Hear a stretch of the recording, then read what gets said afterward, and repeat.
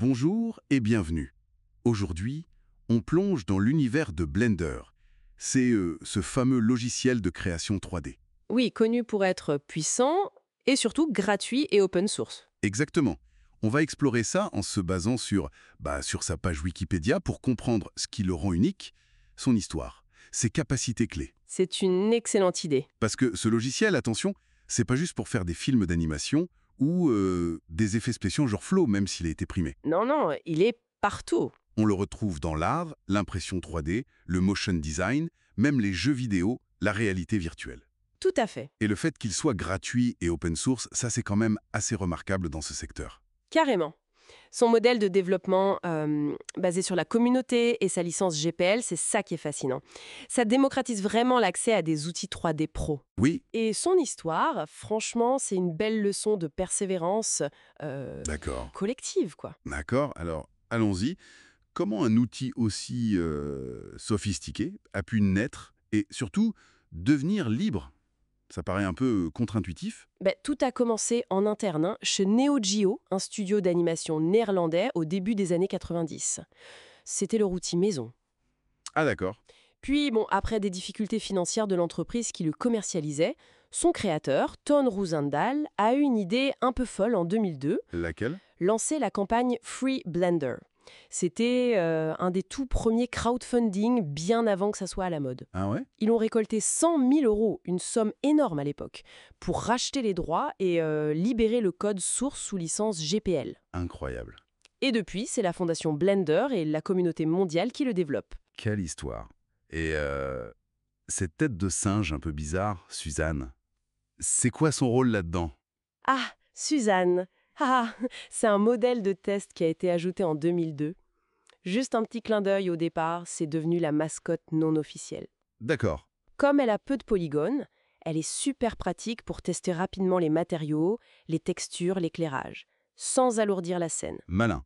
Voilà, elle symbolise bien l'esprit Blender, un peu décalé mais très pragmatique.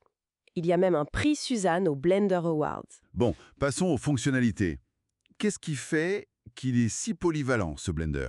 Oula, sa palette est immense.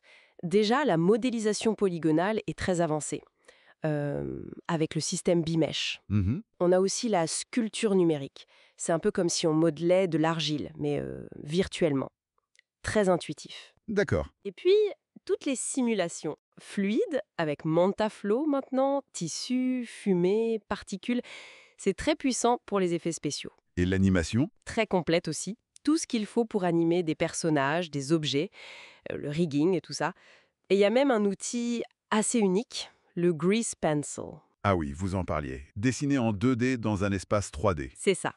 Ça ouvre des possibilités créatives assez folles pour l'animation 2D traditionnelle, mais avec la profondeur de la 3D, ou pour faire des storyboards animés. Pas mal. Et il ne faut pas oublier les Geometry Nodes. Ça, c'est plus récent, mais révolutionnaire. C'est-à-dire? C'est un système basé sur des nœuds, un peu comme pour les matériaux, mais pour créer de la géométrie de manière procédurale.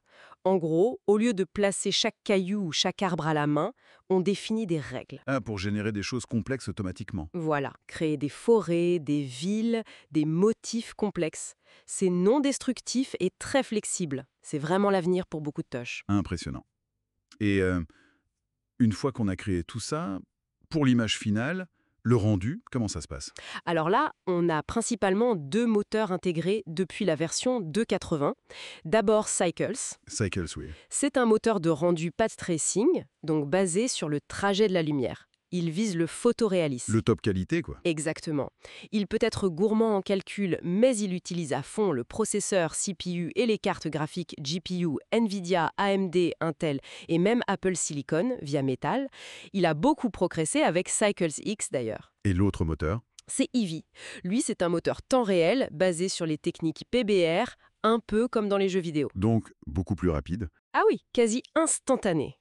Parfait pour l'aperçu, le travail interactif et même pour le rendu final dans certains styles ou projets. Il vient d'être modernisé en Eevee Next dans Blender 4.2 LTS. Avec quelles améliorations? Notamment une meilleure gestion de l'illumination globale, des ombres, des réflexions. Il se rapproche de plus en plus de la qualité de Cycles, mais en gardant la vitesse. Donc on a le choix, la qualité photoréaliste pure avec Cycles ou la vitesse et l'interactivité avec Eevee. C'est ça. Et il y a aussi Workbench, un moteur très simple pour des vues techniques ou des aperçus rapides. D'accord, mais alors, est-ce que cet outil gratuit est vraiment utilisé par les pros dans les gros studios? Ah oui, de plus en plus. Au début, c'était peut-être pour des tâches spécifiques comme la prévisualisation sur Spider-Man 2 ou Captain America, Ah, quand même. et pour des effets spéciaux comme dans la série The Mine in High Castle. Et maintenant, on voit carrément des longs métrages d'animation faits entièrement avec Blender. Comme Flo, vous disiez. Oui, ou Plumiferos avant ça. Même la NASA s'en sert pour créer des modèles 3D pour leurs missions ou des applications web interactives. La NASA? Hmm. Incroyable. Et des studios comme Ubisoft l'intègrent dans leur pipeline de jeux vidéo. Le studio Kara au Japon, célèbre pour Evangelion, l'utilise aussi. Son adoption dans l'éducation, comme à l'Université du Michigan, montre aussi sa reconnaissance. C'est fou de voir ce parcours, d'un projet communautaire à un outil utilisé par des géants de l'industrie et même des agences spatiales. Tout à fait. Blender, c'est vraiment la preuve qu'un modèle open source, bien géré, peut non seulement rivaliser avec les solutions commerciales très chères, mais aussi innover. Il offre une suite 3D complète.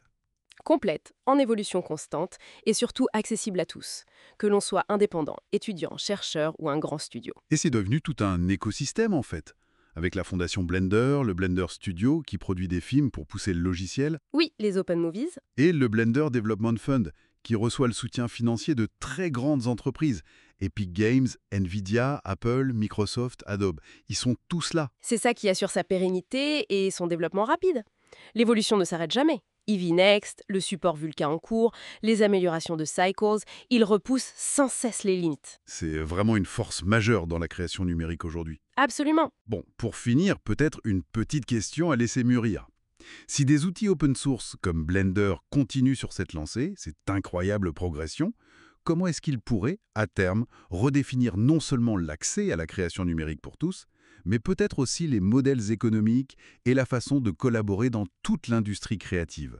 Qu'est-ce que ça pourrait changer au fond?